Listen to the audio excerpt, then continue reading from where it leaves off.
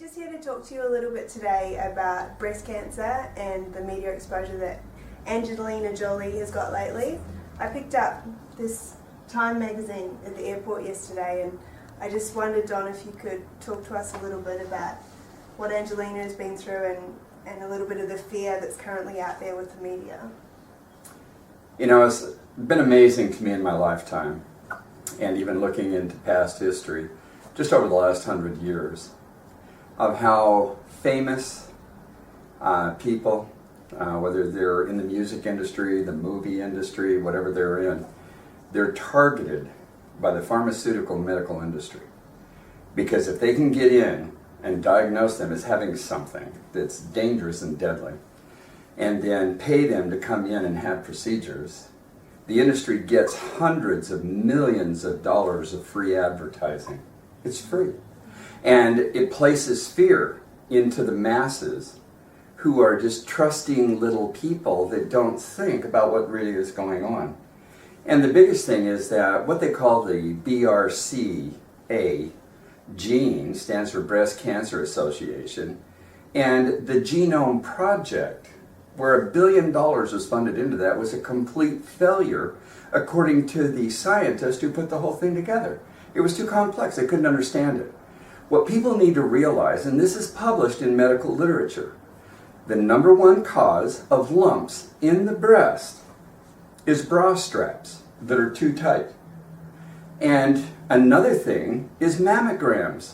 They're the second leading cause of lumps in the breast, so that they can diagnose you as having breast cancer. What people need to realize, there's hundreds of women right here in Australia who have stopped the tight bra straps once they had lumps. They went out walking and just let it jiggle, because life is movement, and that's how the lymphatic stream clears all of these lumps and things. They stop the mammograms, they change their diet, and guess what? The lumps go away. They don't have the so-called cancer diagnostic. People need to learn more about the physics of nature, not just pharmaceuticals and medical training. For you, Dr. Leonard Coldwell, or better known as Dr. C. Let's talk about Angelina Jolie, one of the dumbest, stupidest living human beings on earth. She has her breasts sliced off just to get richer. I don't know if she got $100 million, $200, $300 million for this big hoax and big scam. How can you believe that something is not genetic like cancer? Not one single cancer is genetic. So ladies and gentlemen, she has sliced her breast off to make billions, in my opinion, for the pharmaceutical and medical industry. Now, all these idiots out there believing that if you cut off your immune system, your lymph system is your physical immune system, basically. So you slice off your breast, you cut out the lymph nodes, which consist as the physical immune function, the physical immune system. You have 4 times more lymph liquid than blood. 4 times more lymph liquid than blood, for a reason, because it nourishes new cells, it neutralizes the poisons, and you need these lymph nodes to get even rid of cancerous, mutated, half-dead, atrophied cells. That's what you need your immune system for. To slice off your breast, cut out the lymph nodes, is the dumbest and stupidest thing I have ever heard of.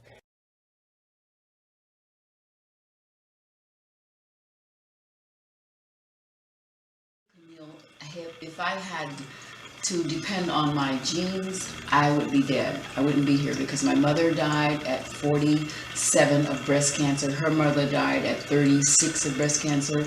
My grandmother had sisters who died of breast cancer early on.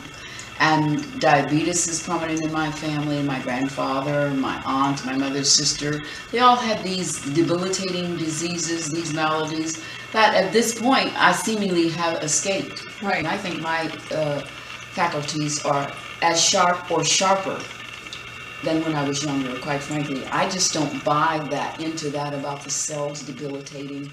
It doesn't for me. My mom, aunt, and both sisters had breast cancer. My aunt died of it in our home when I was 5 years old. I still remember that day, the screaming and the crying that went on. It would set in motion for me a lifetime of trying to figure out, how do I avoid that mess? When you've seen somebody up close and personal go through the ravages of chemo and radiation and all of the many things that happen to you once you are diagnosed with cancer, it really sets up this pattern of trying to figure out what can I do differently. In some respects, I was lucky to be the youngest in my family because I had the opportunity to see what worked and what didn't work.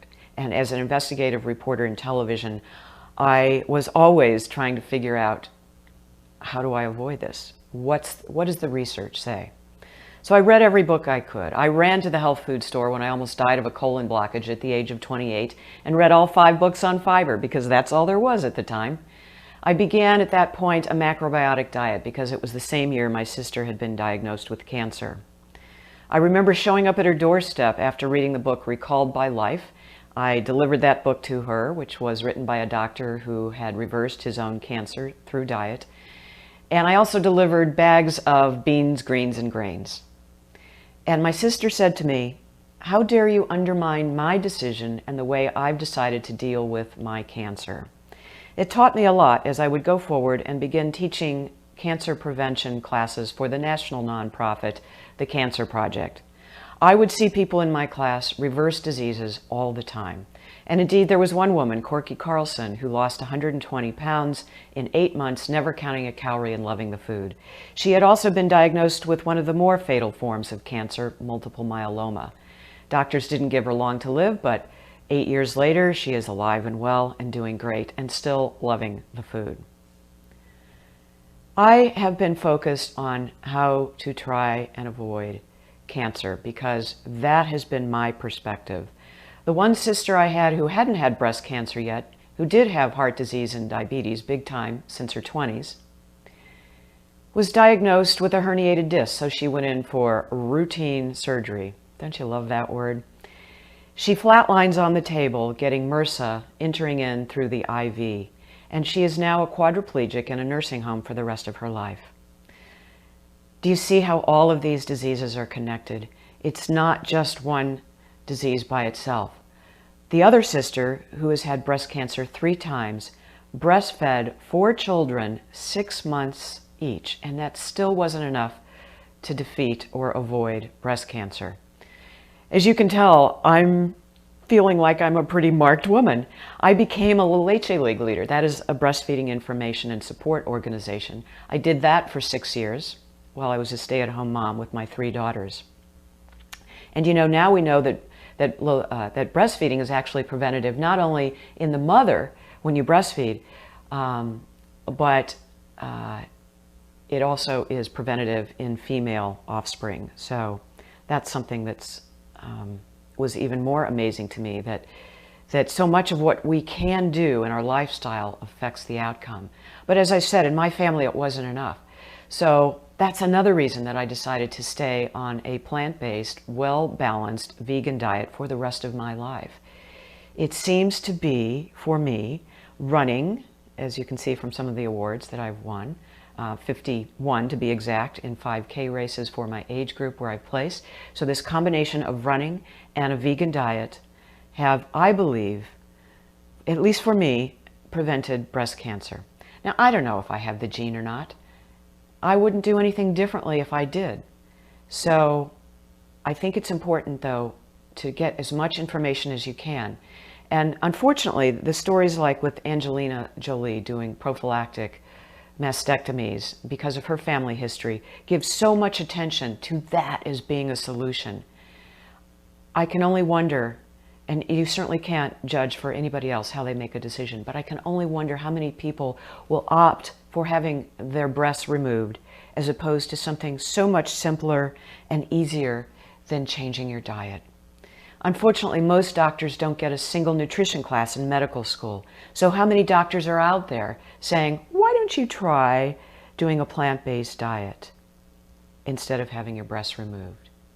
You know, I avoided a hysterectomy by switching to a plant-based diet. You know, my path over the past 32 years has not been straight and narrow. I worked in financial services where I had no control over my diet and got away from eating a plant-based diet, and then found myself a second time in the emergency room following that colon blockage, facing a hysterectomy. I had hemorrhaging fibroid tumors, and the decision in the emergency room at that time was do a hysterectomy right now.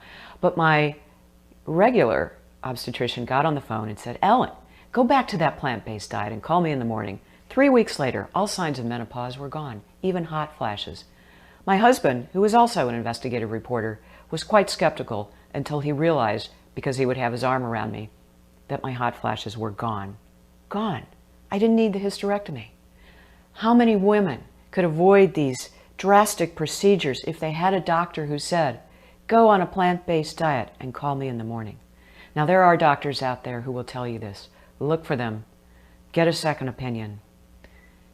And even though I don't want to suggest that I am giving you medical advice by any stretch of the imagination, look at my story.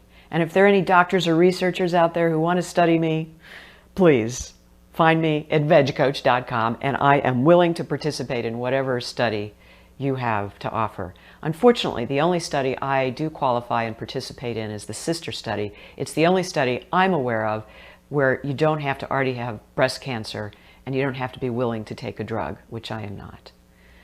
So I hope this information has been helpful to you. I say this with all due respect and compassion to any woman who's made the decision to have prophylactic mastectomies. But I say to others who are considering it, look at all your choices, look at all your options, look at me. A plant-based diet, exercise, can be magical.